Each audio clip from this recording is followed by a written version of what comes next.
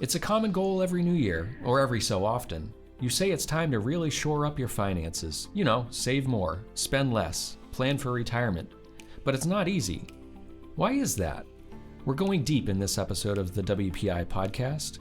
We'll talk with a professor here at Worcester Polytechnic Institute who's an expert on personal finance and behavioral economics.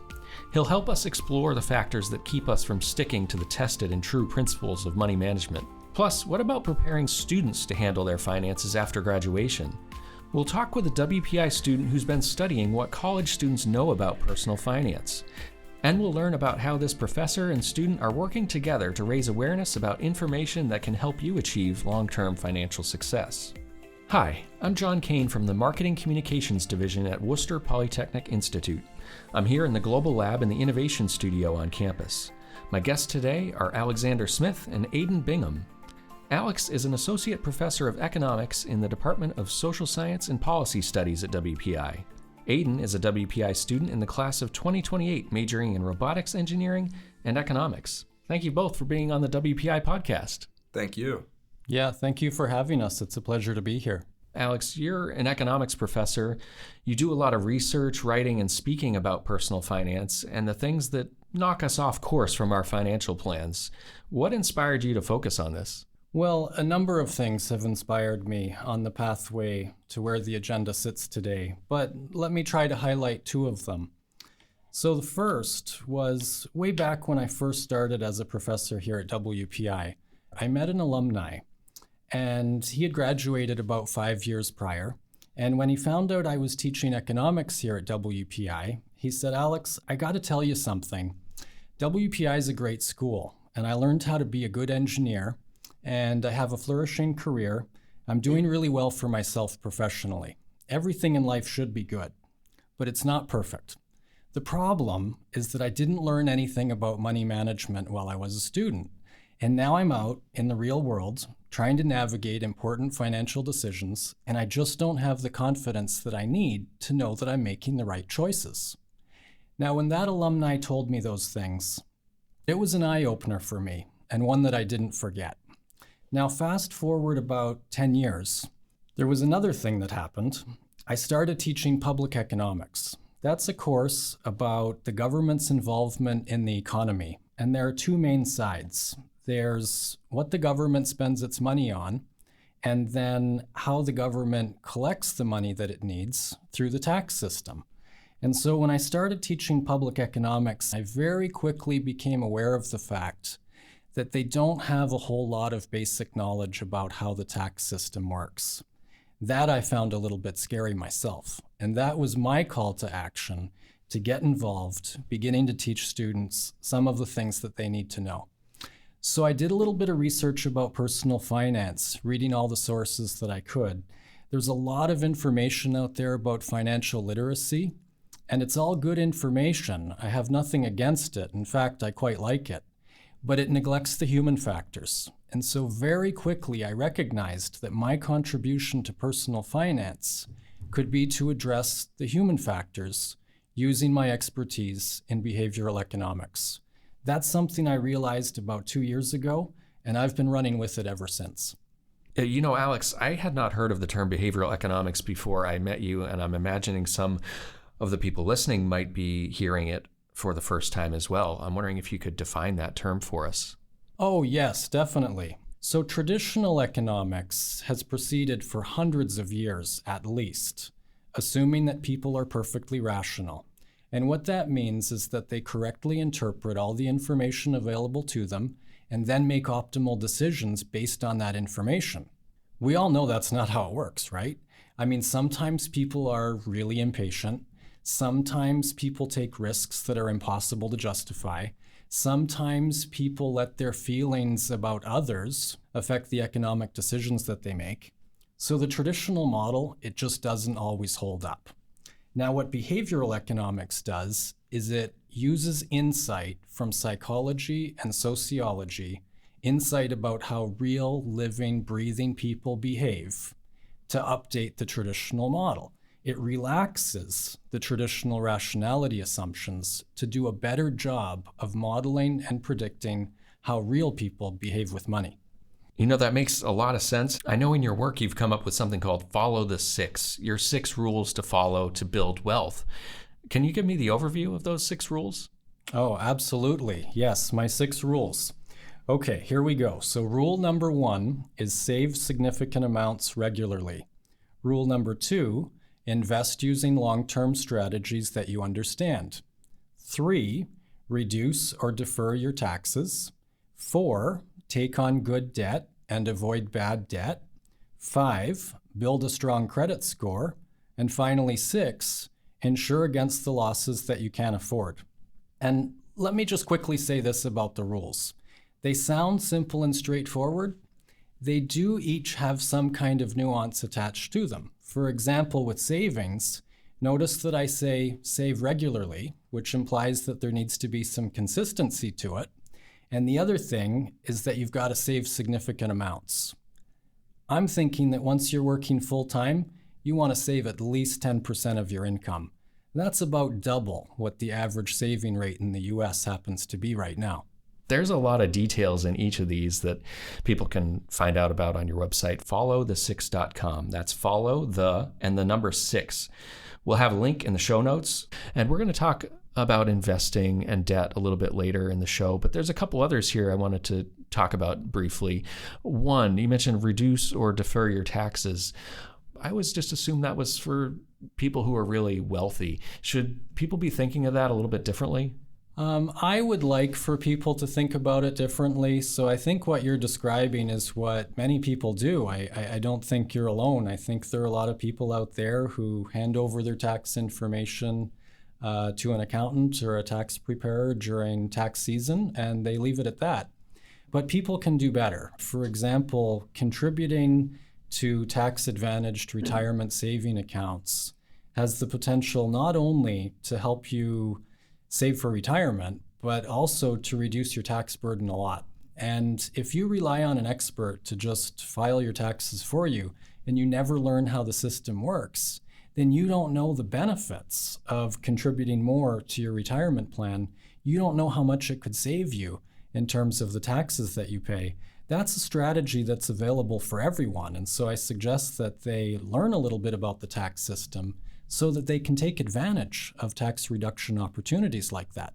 There's 2 more here I wanted to ask about. Build a strong credit score. You hear it all the time, but where do you begin? And I think there might be some misconceptions here too about the best pathway. Yeah, definitely. I mean, let me start by acknowledging that credit scores depend on a variety of different factors, and some of them are obvious, like paying your bills on time. Other factors people might not know so well. So, for example, how many open lines of credit do you have? How old are they? And also, what percentage of the credit available to you are you using? So it's a lot of different factors that go into the mix, and it actually makes the determination of credit scores rather complicated.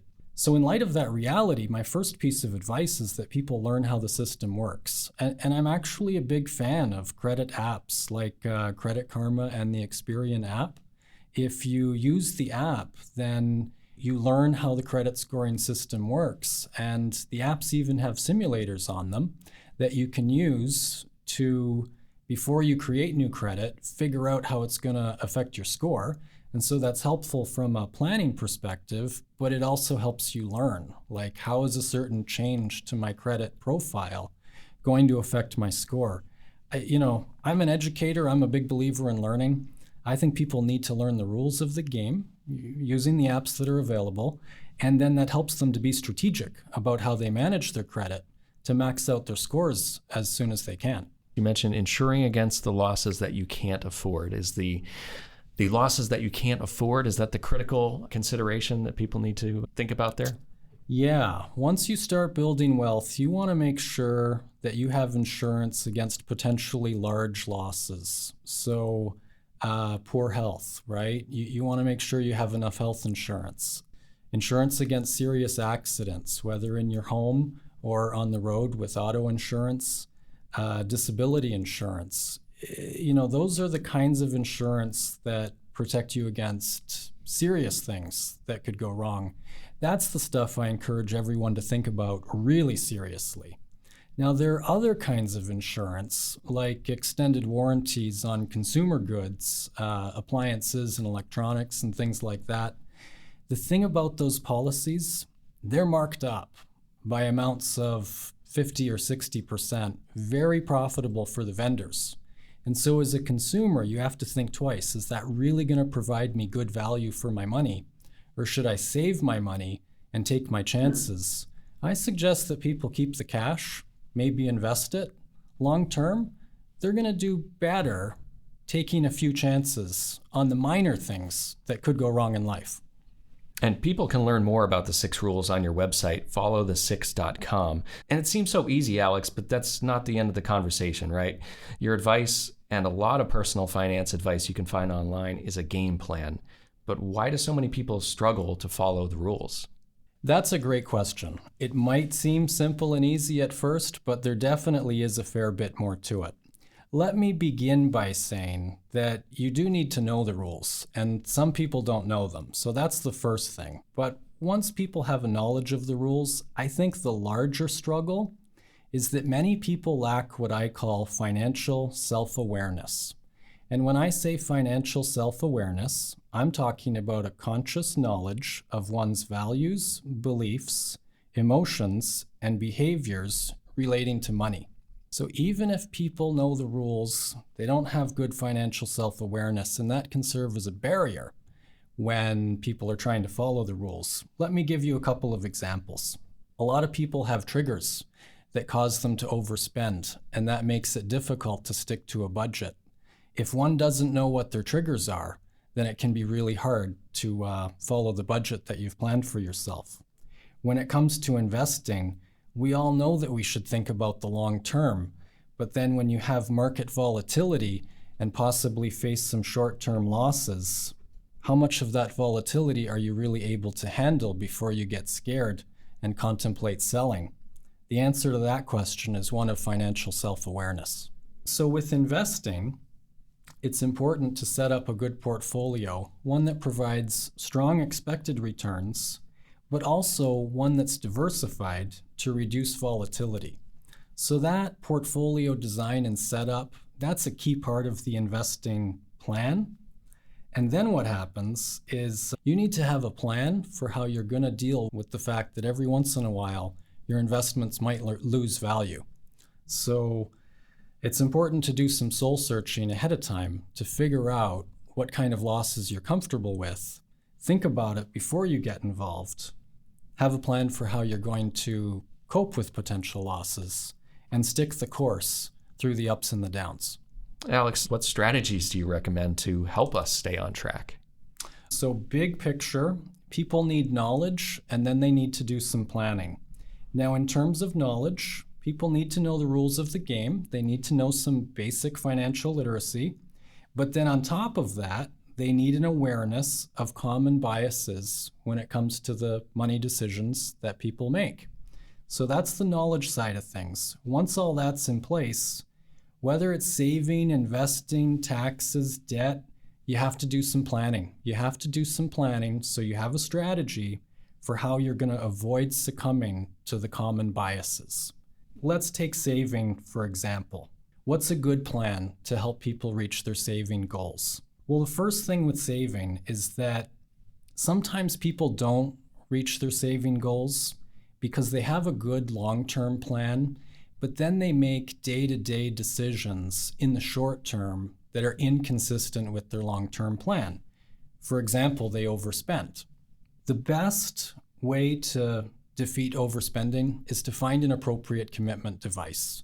So for example, set up an automatic transfer from your checking account that moves money to a saving or investing account on a regular basis. That should be part of your plan. But then after that money has left your checking account, you have to figure out how you're going to live your life on the money that's left. And that means writing a good budget and finding the motivation that you need to stick to your budget. That's how you avoid making short-term decisions that compromise your ability to achieve your saving goals. And how do you recommend people tap into that motivation? So this is one important area where psychology has a lot to offer. When it comes to saving, for example, and finding motivation to save, there are both internal and external sources. Internally, people can motivate themselves by setting personal goals. And then once you have a saving goal in place, you create a plan with saving. It's often a budget. And you do everything that you can to follow through and achieve your goal by following your plan.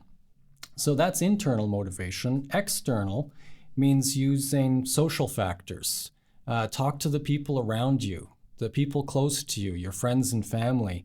You tell them what you're trying to do, and you ask them for their support in helping you meet your goals. You ask them to provide positive encouragement as you're on your journey.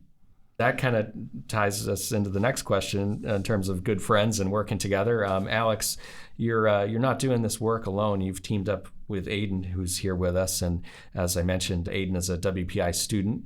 And you've done this to get a better understanding of what college students know and want to know and maybe misunderstand about personal finance. And Aedan, you're doing research on this topic. How did you first get interested in personal finance, and how did you end up working with Alex? Yeah, the quick version is that I took his Intro to Microeconomics course last fall, but the bigger reason is I came to WPI because you can do research as an undergraduate. Other schools I was looking at, you're not doing research as an undergraduate. It's just not happening. But you could at WPI. So that was kind of what pushed the needle over the line for me coming here. So I knew I wanted to get into research freshman year. So I came here and I took your course in Intro to Microeconomics, and I look at all my professors' profiles and I saw you were doing work in behavioral economics and personal finance, and that interested me because I had a lot of background in investing. I worked at a bank before I came to WPI, so there was a lot of very similar points of contact. So I reached out to you in an email and I just asked, hey, is there any research opportunities available? And you said, hey, I'm going to make a pitch for my research in a couple of days, and that's what happened. I really enjoyed it, and we just worked from there. And from your perspective, Alex, what was that like to get the reach out from Aedan and to know that there's somebody who's interested, who may be able to help you with what you're doing? Oh, it's wonderful. And I give full credit to Aedan. I will say in general, it's something WPI does pretty well. It encourages students to get involved in faculty research. And Aedan's one of those people who decided to do so. And we've accomplished a lot since that first discussion. Yeah. So Aedan, you went out and you surveyed students as part of your research, and you've produced a report called What WPI Students Know About Personal Finance. We'll have a link to it in the show notes.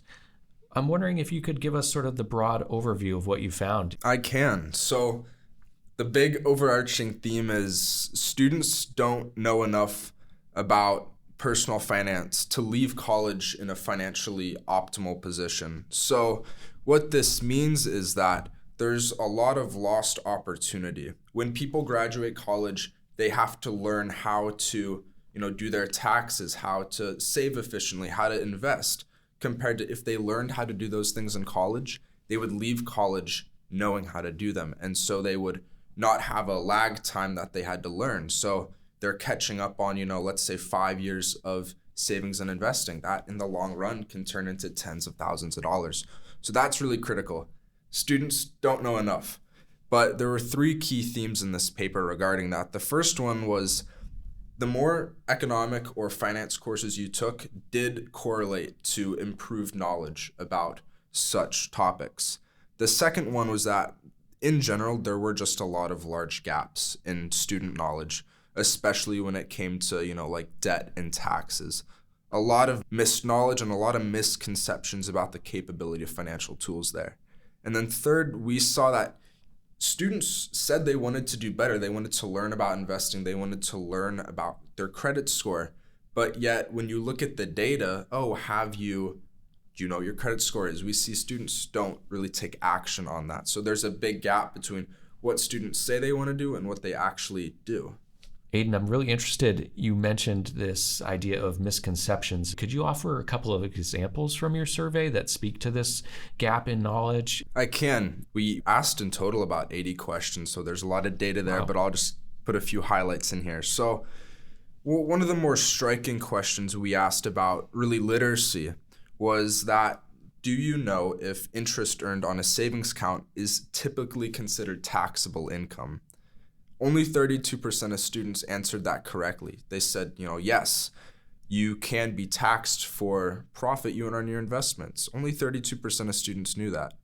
But there were other examples that were a bit more pertinent. The first one dealt with the compounding effect. So when you invest, your money compounds over time. The more time you leave it in, the more it's going to grow. It almost looks like an exponential function. So we asked students 2 questions regarding this because of how important we thought it was.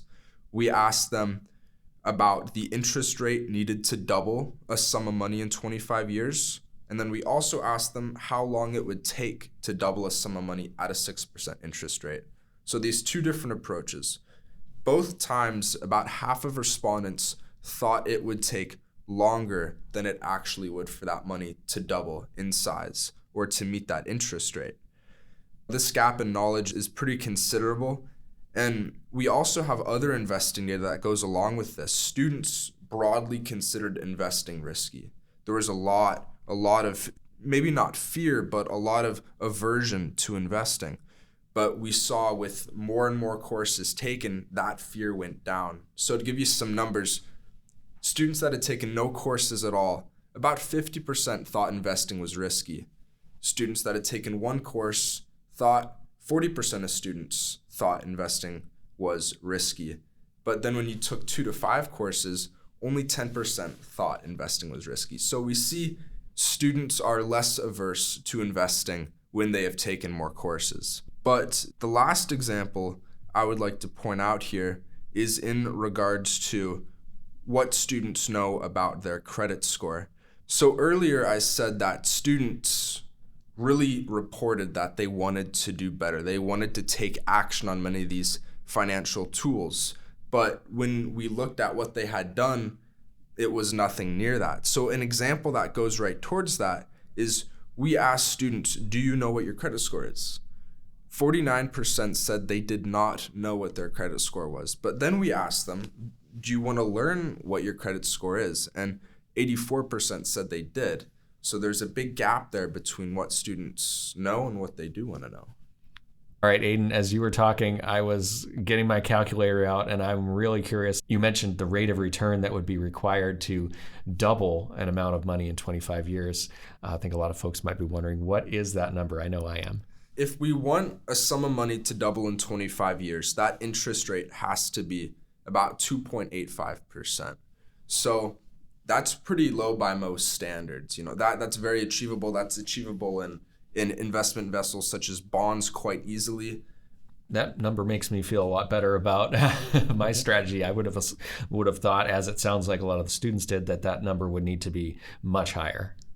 Yeah, what we should add for listeners is that this is actually an example of the rule of 72, which is a rough rule of thumb that people can use to figure out what rate of return they'll need to earn for a given number of years in order to double their money. So you take 72, you divide it by 25, our number of years, and you get a number that's approximately 2.9%, the answer that Aedan gave us. So keeping the rule of 72 in mind is something that's helpful for figuring these problems out, but a lot of people have never heard it before. Yeah, I'd never heard of it, and it makes it really easy to calculate and remember. Aedan, in your research, you also found some overconfidence when it comes to student views on investing and risk. Can you explain that for us? Yes, so I have a really good example for this one. So we compared how many students have invested compared to how much every student says they know about investing. More students said they knew a moderate amount about investing than had actually invested before. So respondents say they know and care about investing. 76% said they knew at least a little about investing, while 43.9% said they knew some or a lot about investing. Yet we only had 40% of respondents invest before. So we have this weird clashing of numbers. Well, you kind of run into this issue. How do you know a good amount about something if you've never done it before? And you mentioned some misconception also about risk. Can you talk a little bit about that? There was huge misconception about risk. This is a really good point. So we saw broadly that students that had taken less courses really wanted to invest in riskier assets. So to just give some broad data, students identified cryptocurrencies being very risky. They also identified the stock market as being the second riskiest. And they also identified bonds as being the safest form of investing. So that's good. Students know the general tiering of what's safe and what's risky. But what was interesting is the less courses you had taken, the more prone you would be to investing in those risky vessels.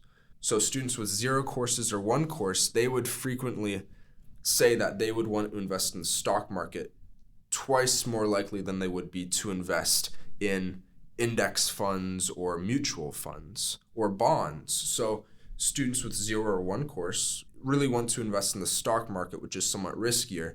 But when we move to students with more courses under their belt, students with 2 to 5 courses, we see a flat line. The same amount of students want to invest in stocks and bonds and index funds and mutual funds. Across the board, people with more courses are very more risk averse. They know what they want to invest in. I'm wondering, what are some of the other implications if there are these misconceptions? Are students potentially leaving money on the table, or maybe making decisions about how to invest and save that aren't based on the best information? Students are definitely leaving money on the table. The amount of misconception that exists definitely means that this is an issue that can be solved to an extent. Not completely, but that there's significant lost opportunity happening here. And that's especially with investing.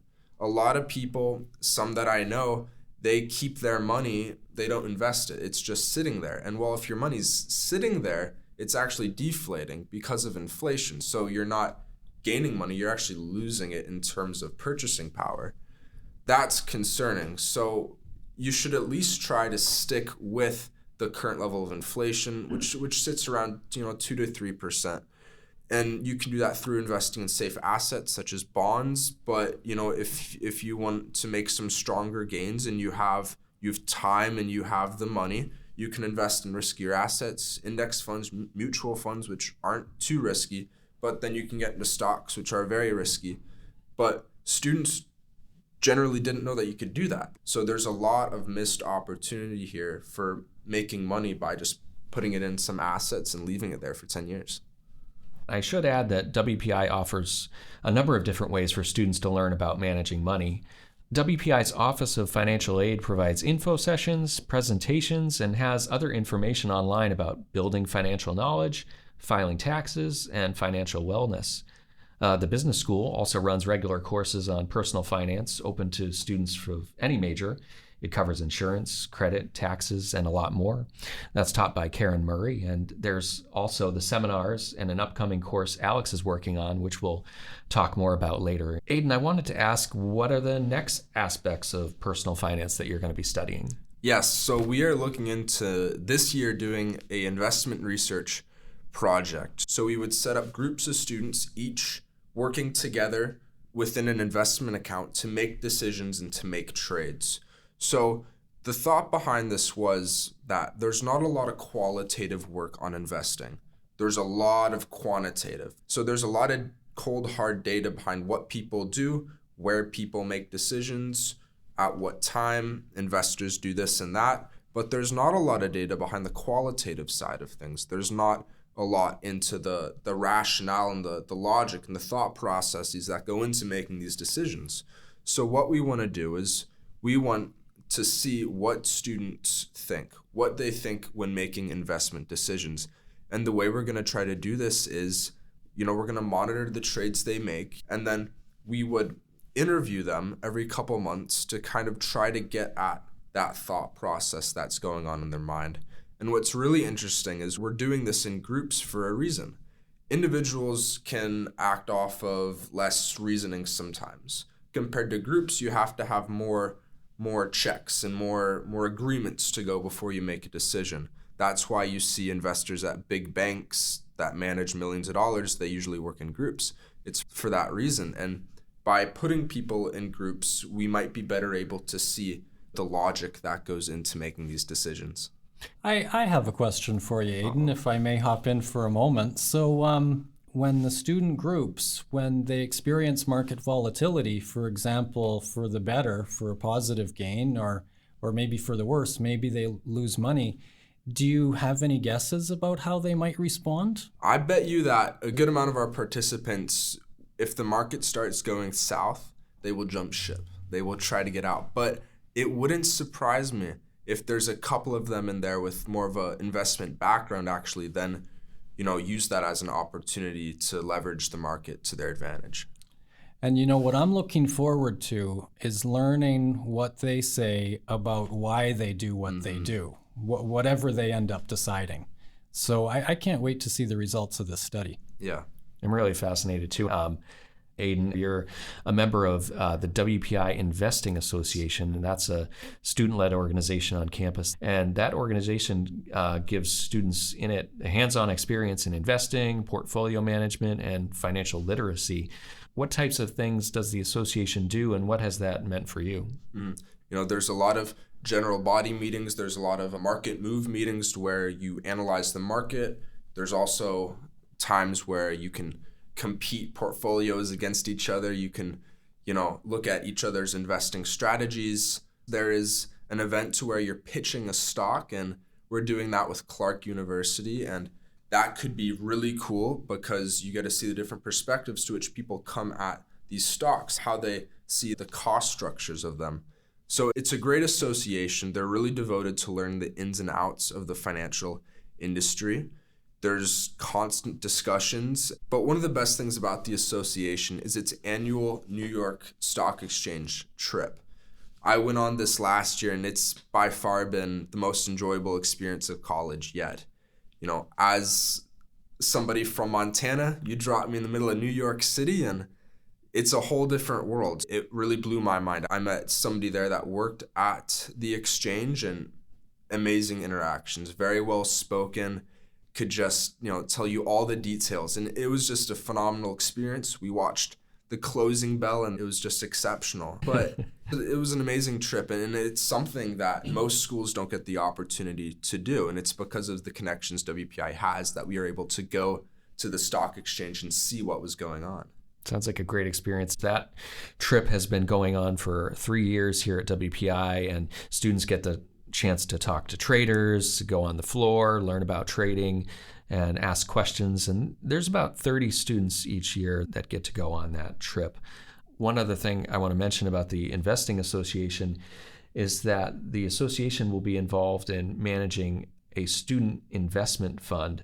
It's a student-led investment fund that the university has provided funding for to help give students some experience in managing investment funds and getting that experience in managing investments.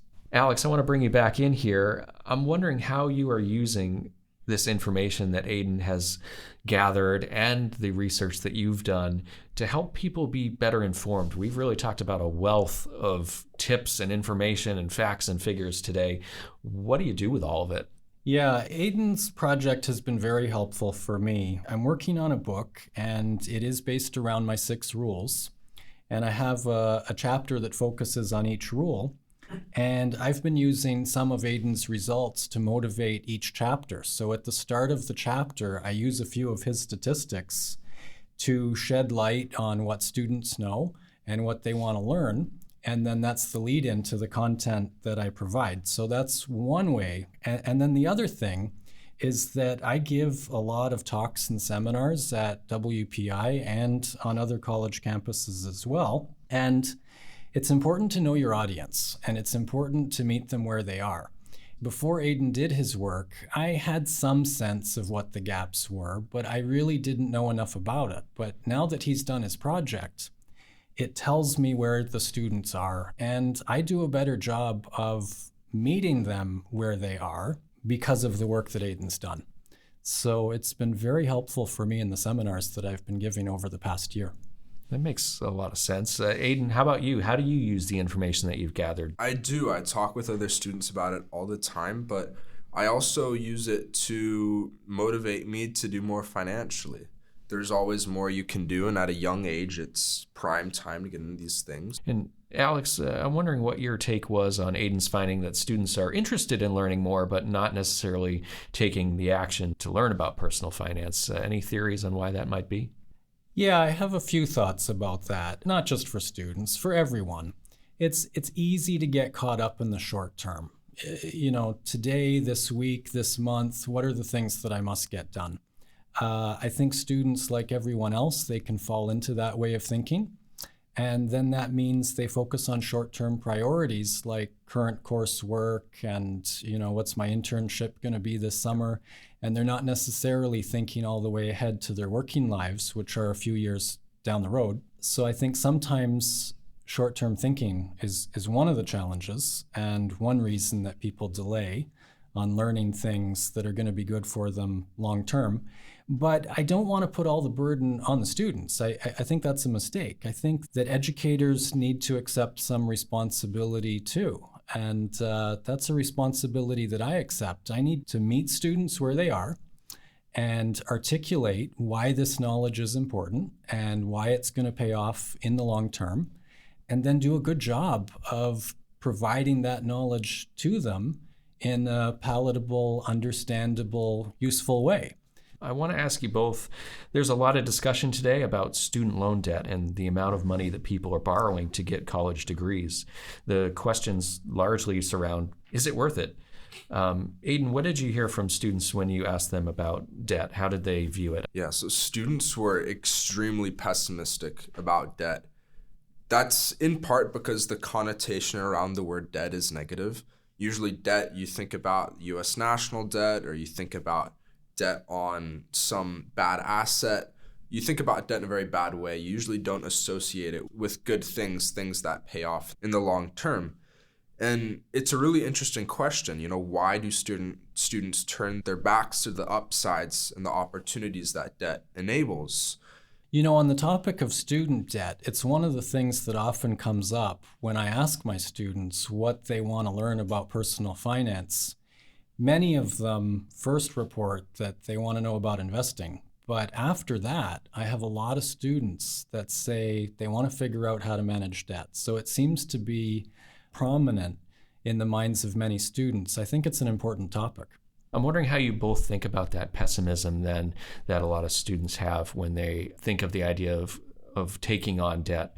I'm wondering how you think that may affect the personal finance decisions that students and their parents might make when it comes to whether to take on student loans or about how much to borrow. It's going to discourage borrowing. So to the extent that people are pessimistic about the ability to pay back debt, or dare I say, fearful of the idea of taking on debt, people will borrow less. And that's possibly not a bad thing, but here's what concerns me about it. If you don't do the borrowing, then what do? Does that mean you don't invest in an education? That's the part that I'm concerned about, because I think potentially it scares people away from making what might be the right long-term decision, that being investing in an education that pays off many times over. Mm-hmm. And two, we can think about businesses. Most businesses at some point were in debt. A lot of businesses start by being in debt to get their feet off the ground. And so debt's really critical in some elements to being successful. It's just how you use debt, which is what matters. But then going with this theme of pessimism here that people have towards debt, people are also influenced by the state of the general economy. If they don't think it's doing well, then they might spend money differently. Pessimism also makes people keep money very close to the chest. They'll take less risk, and that decreases their financial mobility. You make some really good points here, and I think you've got at the heart of the question, right? But at the same point, the price tag can be daunting. So, Alex, I'm wondering what you would advise parents and students who see the figures, right? The average federal student loan debt nationally is around $39,000. So parents and students might be questioning, how can I afford a college education? And am I ever going to be able to pay all that money back? Yeah, that's a pretty important question. Let me start by saying $39,000 is a big number. I would say that even though $39,000 is a scary number, it's important to try not to let emotions dictate decisions. I would encourage people to always think about the costs and benefits of different actions and set the fear and emotions aside for a moment. Try to make a decision based on the numbers. Now, I can't speak to every degree that's out there, but I will speak to the value proposition of a WPI degree. I know that it costs a fair bit of money, but I also know the success stories of our students, and the average starting salary is quite good. And then when you follow students over time and look at where they are 10 years later, that's a pretty good story as well. So the WPI degree pays off when you look at the long-term benefits. And I think it's important to keep that in mind and not be discouraged by the short term and some of the emotions that might come along with taking on debt. Yeah, it's a big decision, and it really, what you're pointing out is it's important to do your research and really think about it and take the time to understand, that choice for you personally. I want to add a few other points as well that Alex mentioned a little bit about. WPI offers a pretty strong return on investment. U.S. News and World Report ranked WPI 18th on the list of colleges with the best return on investment. And it cited an estimated return on investment of a WPI education after 40 years at $3.4 million in 2023 dollars. And WPI is one of 5 Massachusetts institutions to make that list. Alex, I understand you'll be teaching a special topics course at WPI early this year on some of what we've talked about today. What's the course called? What will it cover? And what do you hope students get out of it? Oh, right, my course. The code is Econ 1800, but specifically what it's called is the Behavioral Economics of Personal Finance. And so broadly speaking, what I'm doing is bringing the human factors, the behavioral economics, into personal finance. It's going to be based on my 6 rules. We will cover some basic financial literacy, the stuff that everybody needs to know, but then above and beyond that, we will focus on financial self-awareness. And so that means developing an understanding of the common biases that people have when it comes to making decisions about money. On the front end, we're going to talk about people's prior experiences with money because that often shapes current behaviors. And then we will cover the 6 rules. And after that, I'm going to spend a little bit of time talking about the fact that the pathway to financial security and success typically isn't linear. There are ups and downs along the way.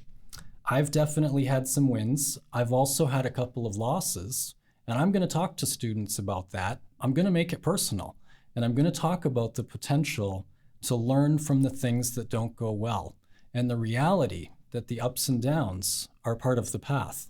That knowledge will be very powerful, I would assume, and I think that those personal examples people will be able to relate to, I would imagine. I want to ask you both this question as we start to wrap up. Aedan, you first. What do you wish everyone knew about personal finance? So 2 things: invest your money and the power of the compounding effect. If everyone saw the graph of exponential growth, they would know how much investing your money does and how much of a better financial position it puts you into. And it also circulates more money into the economy for growth and innovation. And I've talked extensively with friends about saving and investing, and too many of them simply keep their money in a lockbox under their bed. The thing they don't know is that their money's depreciating. And by simply investing your money into basic assets such as bonds, you can put yourself and your family in a better position to deal with losses or unexpected events that are going to happen in life. I think the first thing I want everyone to know is that personal finance is for everyone. My view is that some people believe personal finance is for those who have money, but that couldn't be further from the truth. It's for everyone in the sense that even if you don't have any money, well, actually, especially if you don't have any money, then you've got to think about what you're going to start doing to change your situation. So how can you start earning something so that you have some money to work with? And then how are you going to manage those funds so that you can make them grow? That's how you create a better situation for yourself in life. And it only starts by thinking seriously about what you can do in terms of personal finance. So that's one thing. It's for everyone. And then beyond that, personal finance is about more than financial literacy. So people are out there gaining financial literacy, and that's a wonderful thing. I'm all for it. But there is another step, and that additional step is the financial self-awareness piece. And that's what I just don't think there's enough knowledge about. So that's what I'm pushing. It's what I bring to the table in personal finance. And I hope that message gets out there and heard. Money and financial management, it's often a complicated topic that can have a lot of emotional baggage attached to it. I think it's something that some people dread, and it can be scary. We need to reframe that. And let's take Warren Buffett for an example. So he's 95 years old. He's in the process of stepping back from work and retiring. He's someone worth more than $100 billion. Why does he continue to work up to the age of 95? Because he enjoys it. And I think that says a lot about how money management can be framed. Is there a way to make it a fun and interesting, enjoyable thing instead of something of fear and dread? If we can figure out that reframing more broadly, I think people will have a better time figuring out what the best financial decisions for them will be. That's a good point. Yeah, that's a really good point. Thank you, Aedan and Alex, for joining me and sharing your insight and expertise. I feel like I've learned a lot. I'm sure our listeners have too. So thanks for being part of the WPI podcast. I appreciate it. Yeah, thank you. It's been a great time. Alexander Smith is an associate professor of economics in the Department of Social Science and Policy Studies at WPI. Aedan Bingham is an undergraduate robotics engineering and economics student. Be sure to check out the show notes to learn more about everything we've discussed today. And find out more about student research at WPI on our website, wpi.edu. This has been the WPI Podcast. You can hear more episodes at wpi.edu/listen. There you can also find audio versions of stories about our students, faculty, and staff. Please follow this podcast and WPI News on your favorite audio platform. You can also ask Alexa to open WPI. This podcast was produced at the WPI Global Lab in the Innovation Studio. I had audio engineering help from computer science and music undergraduate student Aster Detweiler and PhD candidate Varun Bhatt. Tune in next time for another episode of the WPI Podcast. I'm John Kane. Thanks for listening.